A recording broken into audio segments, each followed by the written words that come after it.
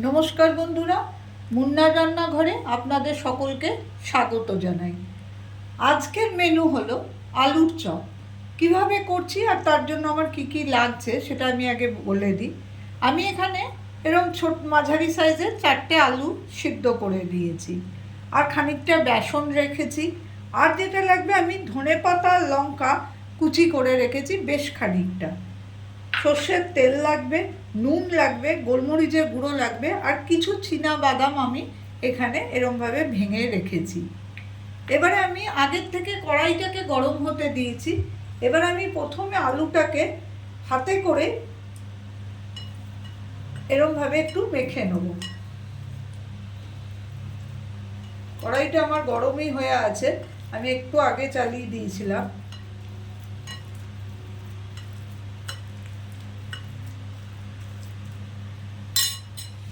আমি কড়াইয়ের মধ্যে পুরটা আগে তৈরি করে নেব চপে। সেই জন্য আমি 2 চামচ থেকে 3 চামচ মতো সর্ষের তেল দিলাম।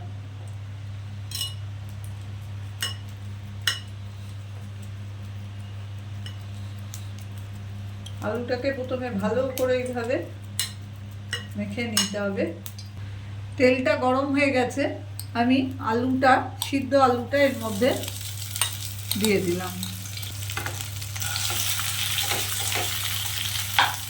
এবারে যেটা করব, আমার কিন্তু আঁচটা বাড়ানোই আছে। আমি এবারে এটাকে একটু ভাজা ভাজা করতে থাকবো, এবং এক এক করে সব কিছু এর মধ্যে নুন, গোলমরিচ, ধনেপাতা, লঙ্কা কুচি, এগুলো সব আমি এক এক করে দিতেও থাকবো।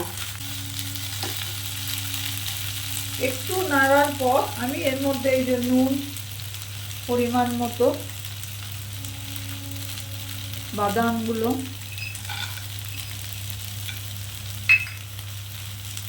অল্প গোলমরিচ, আর এই সমস্ত ধনেপাতা লঙ্কা কুচি, এগুলো আমি এর মধ্যে দিয়ে দেবো।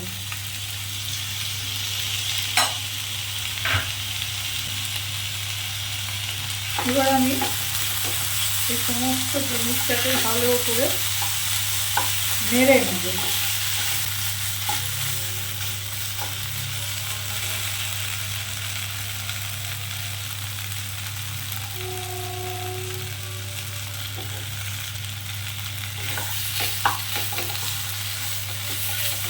এটাকে একটু ভালো করে আমি ঠিক ভাজা ভাজা করবো, সব জায়গায় যেন নুনটা মিশে যায় সেটা দেখবো। আলুটাকে ভালো করে নেড়ে নেব। এটা খেতে খুব ভালো হয়। এতে কোনো আমি ধনে গুঁড়ো, জিরে গুঁড়ো এই ধরনের কোনো মশলা দেবো না, শুধু ধনে পাতার গন্ধ আর বাদাম দেওয়াতে এটার একটু টেস্টটা অন্যরকম হয়। সঙ্গে গোলমরিচ পড়েছে, তারও একটা গন্ধ, টেস্ট আলাদাই হয়। এটা ভালো করে আমি একটু মিনিট 2-3 ধরে শুকিয়েও নেব। আর যদি মনে করি যে একটু নরম নরম হয়ে গেছে, তখন একটুখানি 1 চামচ মতো বেসন যেটা রেখেছি সেটা এর মধ্যে একটু দিয়ে দেবো। তাহলে এর ভেতরে যেটুকু জল আছে বা যেটুকু মানে নরম হয়ে গেছে সেটা আবার সুন্দর হয়ে যাবে। যতক্ষণ না আলুর রংটা চেঞ্জ হচ্ছে, আমি কিন্তু একটু ভাজা ভাজা এটা করে নেব।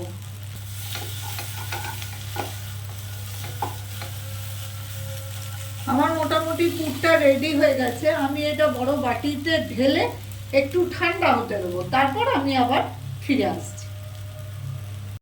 আমি পুরটাকে ওইরকম গোল গোল করে একটু হাতে করে এরকম চেপে চেপে এরকম 6টা আমার হয়েছে। এটাকে আমি রেডি করে নিয়েছি। এবারে আমি যেটা করব সেটা হচ্ছে বেসনটাকে আমি একটুখানি ভালো করে ফেটিয়ে নেব। এদিকে আমি ওভেনে তেলটা বসিয়ে দিয়েছি গরম হতে। এবারে আমি একটু এই বেসনটার মধ্যে দেবো নুন আর একটু গোলমরিচ গুঁড়ো। এবারে অল্প অল্প জল দিতে থাকবো আর এইটাকে ফাটাতে থাকবো। দেখতে হবে যেন বেশি পাতলা না হয়ে যায়। খুব অল্প ইনগ্রেডিয়েন্টসে এইভাবে চপ বানিয়ে দেখবেন, খুব ভালো লাগে খেতে। একটু ভালো করে এটাকে ফেটিয়ে নিতে হবে।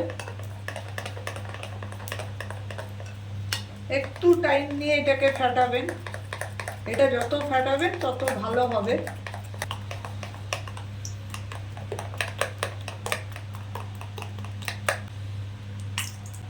এবারে এই যে গরম তেল থেকে একটু তেল তুলে নিয়ে আমি এটার মধ্যে দিয়ে দেবো, দিয়ে একটু আবার ফাটিয়ে নেবো, তাতে আর একটু এইটা ভালো হয়। এদিকে তেলটা আমি ভালো করে গরম হতে দেবো। পাতলা করেই করবেন, তাহলে খেতে একটু ভালো হবে।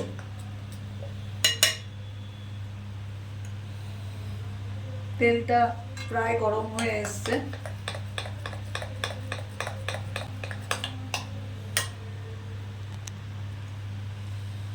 আমি গ্যাস ওভেনটাকে কমিয়ে দিলাম, দিয়ে আমি এর মধ্যে এইভাবে ডুবিয়ে হাতে করেই করতে হবে এটা, তেলের মধ্যে চপের মধ্যে যেমন ভাজে সেইরকমভাবেই দিয়ে দেবো।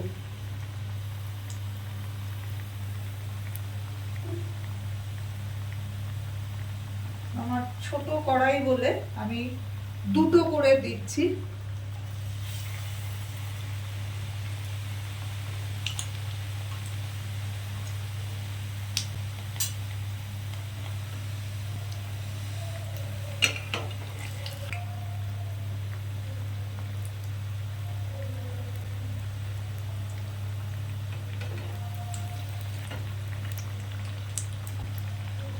বাড়িয়ে কমিয়ে একটু লাল করে ভালো সুন্দর করে ভেজে নেব।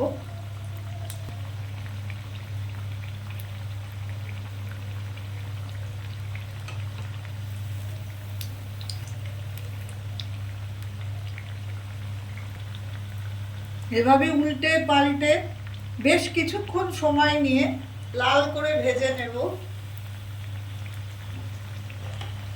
তো আমার এই চপগুলো ভাজা হয়ে গেছে, আমি বাকি চপগুলো ঠিক একই রকম ভাবে ভেজে রাখবো। তৈরি হয়ে গেল আমার একটু ভিন্ন স্বাদের আলুর চপ।